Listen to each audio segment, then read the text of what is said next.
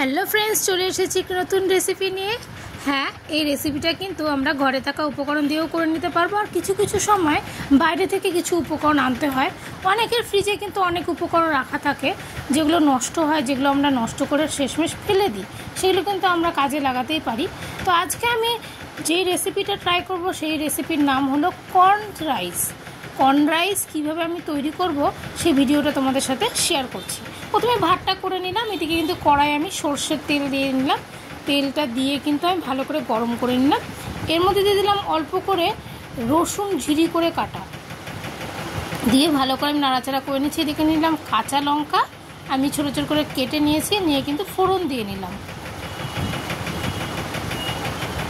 এদিকে দিয়ে দিলাম আমি গাজর, ডুমডুম করে কেটে নিয়েছি, গাজরটা দিয়ে দিলাম, দিয়ে ভালো করে ফ্রাই করে নিচ্ছি। এদিকে দিয়ে দিলাম আমি ক্যাপসিকামের স্মেলটা কিন্তু খুবই ভালো লাগে, আমার তো খুবই ভালো লাগে। আর কাদের কাদের ভালো লাগে অবশ্যই কমেন্ট করো। আমি ভালো করে ফ্রাই করে নিচ্ছি এগুলোকে, আর দিয়ে দিলাম আমি এখানে বিনস, দিয়ে ভালো করে এটাকে আমি ফ্রাই করে নিচ্ছি। এই রেসিপিটা কিন্তু অনেকেরই ভালো লাগে, আমার তো খুব ভালো লাগে, তাই আমি ট্রাই করেছি বাড়িতে। আর আমাদের বাড়ির সকলে খেয়ে সবাই বলেছে বেশ সুন্দর হয়েছে।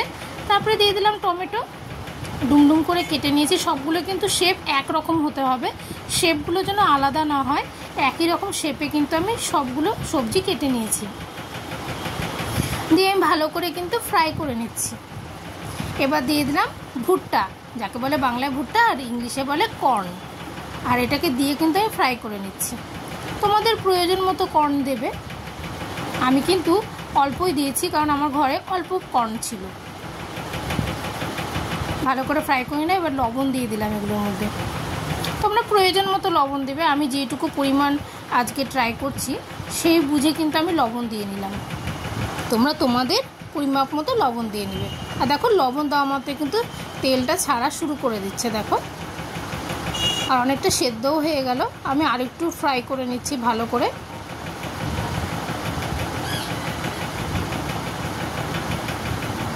আমি বাড়িতে রেসিপিটা ট্রাই করেছি, আশা করি যারা এখন আমার ভিডিওটা দেখবে তারা অনেকেই ট্রাই করবে। আর তোমরা যেভাবে আমাকে ফিডব্যাক দাও এর জন্য অশেষ অশেষ ধন্যবাদ তোমাদেরকে। আমি কিন্তু প্রত্যেকের কমেন্টগুলো পড়তে খুব পছন্দ করি। তোমরা বেশি বেশি করে কমেন্ট করবে, লাইক করবে, শেয়ার করবে, তাহলে আমার খুব ভালো লাগবে, কারণ তোমরা হচ্ছে আমার পরিবারের সদস্য।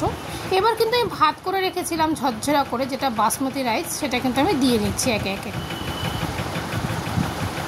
আমি কিন্তু লবণটা আগেই দিয়ে দিয়েছি, পরবর্তীতে কিন্তু লবণ তোমরা ইচ্ছে করলে দেবে, আর যদি না হয় তো দেবে না, কারণ লবণটা কিন্তু অবশ্যই ম্যাটার করে। লবণ কম বেশি হলে কিন্তু স্বাদ নষ্ট হয়ে যায়, তো তোমরা কিন্তু লবণটা কিন্তু খুব ভালোভাবে বুঝে শুনে দেবে। এবার আমি ভাতটাকে দিয়ে দিচ্ছি, দিয়ে সুন্দর করে নাড়াচাড়া করে নিচ্ছি। আর এই রেসিপিটা কিন্তু সময় নিয়ে করতে হয়, এটা কিন্তু চটজলদি রেসিপি নয়, এটা কিন্তু বেশ সময় নিয়ে করতে হয়। যদি আমরা ভাবি যে চটজলদি করব, সেটা কিন্তু না, এখানে কিন্তু চটজলদি করলে চলবে না। আর চটজলদি করলে কিন্তু টেস্টটা ঠিকঠাক আসবে না, কারণ টেস্টের একটা ব্যাপার আছে। দেখো ভাতটা কি সুন্দর ঝরঝরে হয়েছে, আর ভাত অবশ্যই ঝরঝরা করে নিতে হবে। তোমরা যেই রাইসই ইউজ করো কিন্তু একটু ঝরঝরে করে নেবে। আমি কিন্তু এখানে বাসমতি রাইস ইউজ করেছি, আর বাসমতি রাইসে কিন্তু এই রেসিপিটা খুবই ভালো হয়। দেখো কি সুন্দর ঝরঝরে হয়েছে। এবার আমি প্রয়োজন মতো ঘি দিয়ে নিচ্ছি। তোমরা যেরকম ঘি খাবে সেরকমভাবে ঘি দিয়ে নেবে। একদম কিন্তু রেস্টুরেন্টের মতো দেখতে লাগছে, আর খেতেও কিন্তু রেস্টুরেন্টের মতোই হয়েছিল।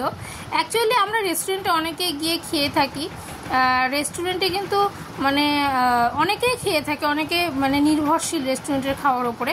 বাট আমি কিন্তু সবসময় মনে করি বাড়ির উপরে কিন্তু কোনো রকম খাবার হয় না, বাড়িতে এত সুন্দর করে রান্না করে নেওয়া হচ্ছে, আর খুব একটা বেশি উপকরণও লাগে না, আর বাড়িতে থাকা উপকরণ দিয়ে আমরা করে নিচ্ছি। আমি দিয়ে নিলাম এবার ধনিয়া